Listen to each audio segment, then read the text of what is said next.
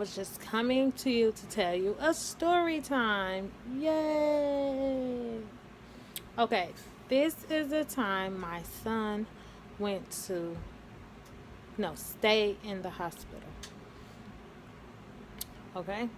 So, um, this is how I started. We went in for a regular, it was a ENT appointment, ears, nose, throat appointment. And all he was going to do was get his ears checked. And the procedure on that was they were going to test his nerves in his brain. Now, this happened this year, 2017, in like February or March. I forgot which days, but I mean, which months, but February or March. So he went in for his check. He went in for the procedure to check the nerves in his brain. And if you want me to get in more detail about that, then I will. But right now I'm not. So we came in at, his appointment was at, I think, 7. And like that's when they were going to start the procedure. And we went in maybe 6 o'clock, 5:30ish, something around there, a.m. So we went in and we had took him back there because they called him, and then he changed into the gown and all of that. And then they had to give him something called like silly medicine. I can't remember the name of the medicine, but what it does is it make them kind of like woozy, and like the nurse said that it kind of make them feel like if they were drunk, they would basically not know what's going on. So it's easy to transition from the parent. That's the reason why they give that first silly medicine. So he had took that, and he was all goofy, and I took videos and footage and all of that. If I could find something, I'll probably like insert some. But he was acting all silly, goofy, smiling. He was all in a daze or whatever. And then they wheeled him back. Like it took a while, but they wheeled him back. But mind you, prior to the beginning of the morning, he didn't want to go. He was crying, he was screaming. He just didn't want to go. Like it was, usually when my kids cry, and my husband can tell you, or if something like that goes on, I don't let them go to school, daycare, or whatever. I just be like, nope, that's a sign that they don't want to be there. No. So he was crying and he was cranky, but I thought it was because we had to wake up so early to get to the appointment, to get him ready and stuff. So fast forward back to what I was talking about. So they wheeled him off.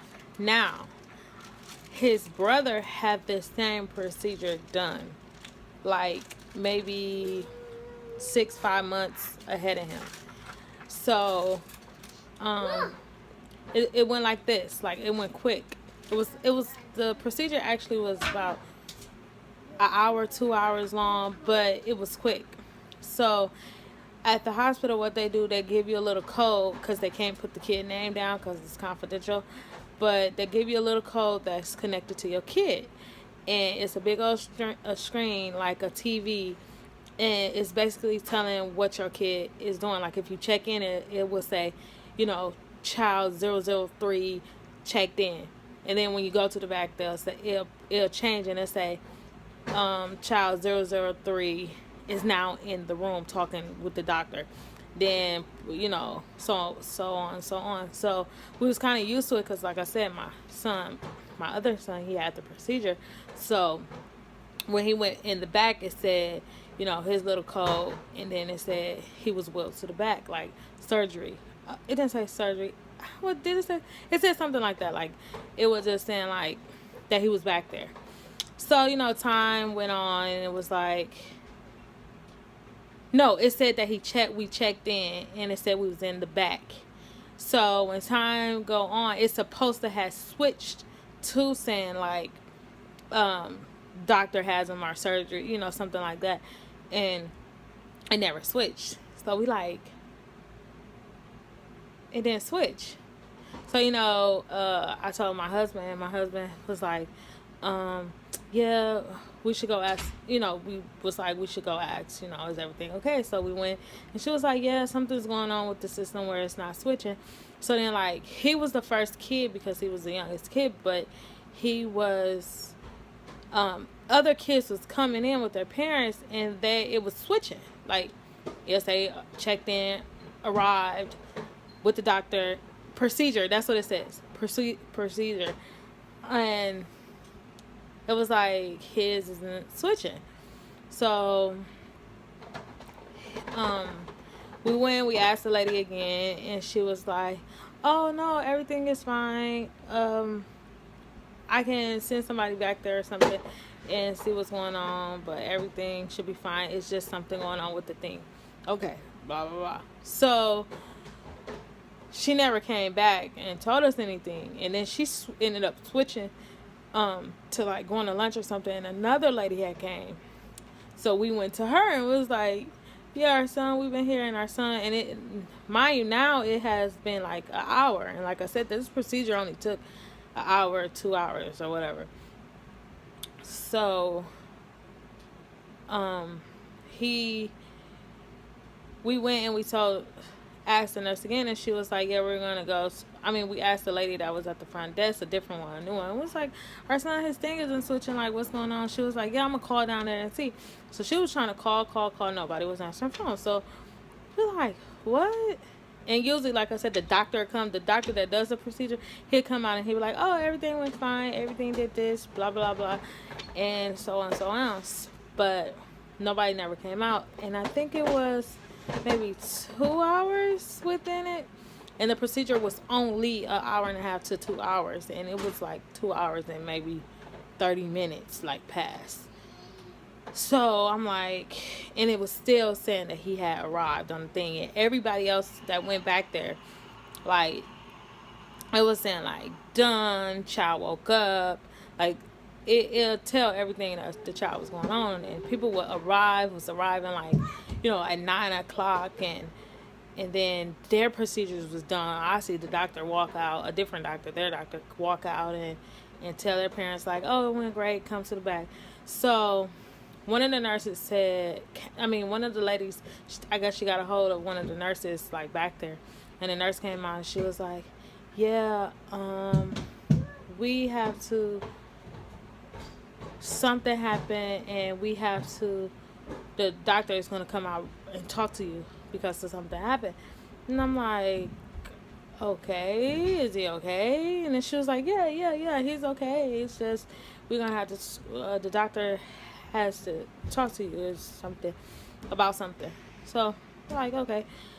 And I knew something was up because, like I said, we did the procedure, and I might repeat this over and over, but we did the procedure before, and the only time the doctor come out is when he's telling us basically, everything went great, your son is about to wake up, and you can go to the back when another nurse come and tell you. Okay, fine. But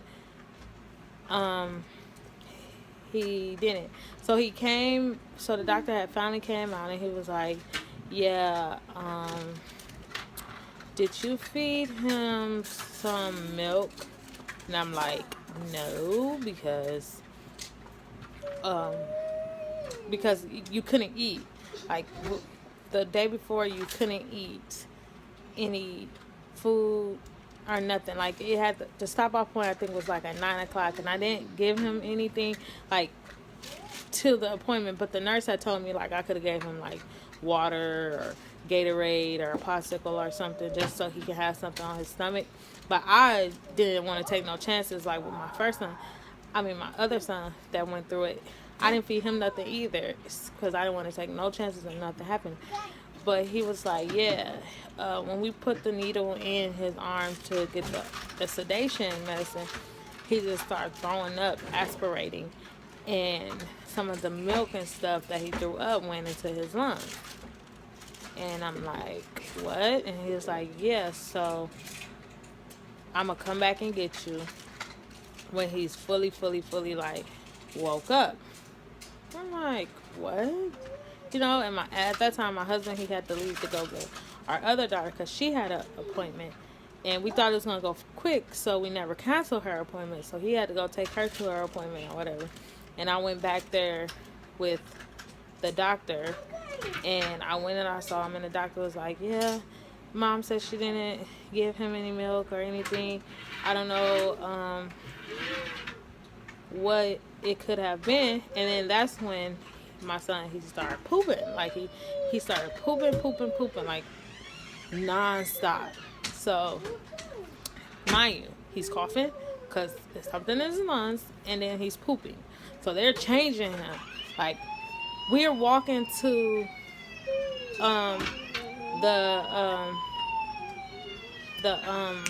what is it called, the ICU, intensive care. We walk into that unit, and that might be like maybe, I don't know how far away, but it's not that far away.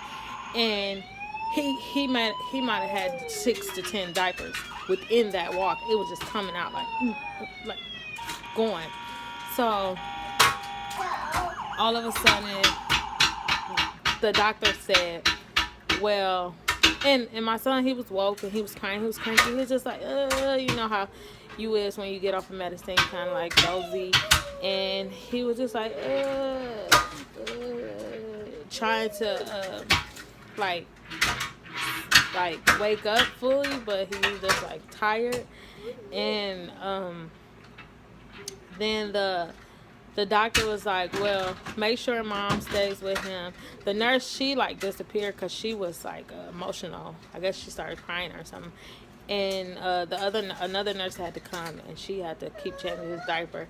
And he was like, yeah, make sure Mom stays with him, and I'm gonna rule this, like I'm gonna say that this was a virus, an undetected virus that he had, and with the medicine going in his body, the virus wanted to come out, like it made him react.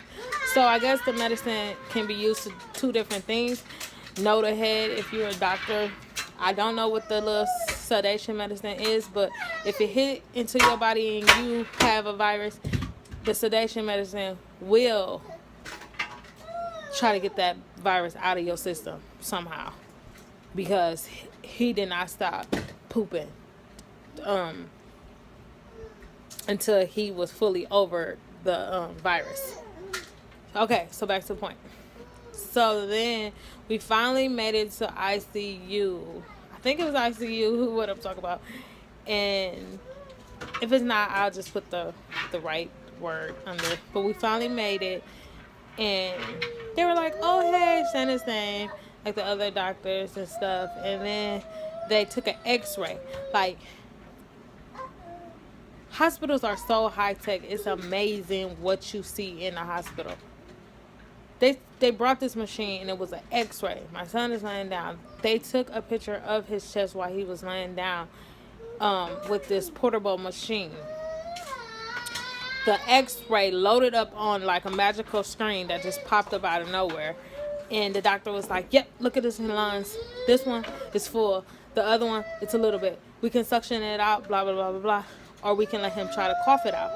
The other doctor was like, no, we're going to suction it out. So what they did was, what they told me was, what we're going to have to do, what we might end up having to do because he was so young, is put him in a medical coma. And I'm like, what? We just came in here, this is supposed to only been like 1 to 2 hours. We was going to leave, give him ice cream, like, yeah, good job, you did it. And that wasn't the case. It was more to it. It was like, yeah, you might be here for a week, 2 weeks, a month. Who knows? We just have to make sure that we get that out of his system because he aspirated, and that he does not catch pneumonia. What?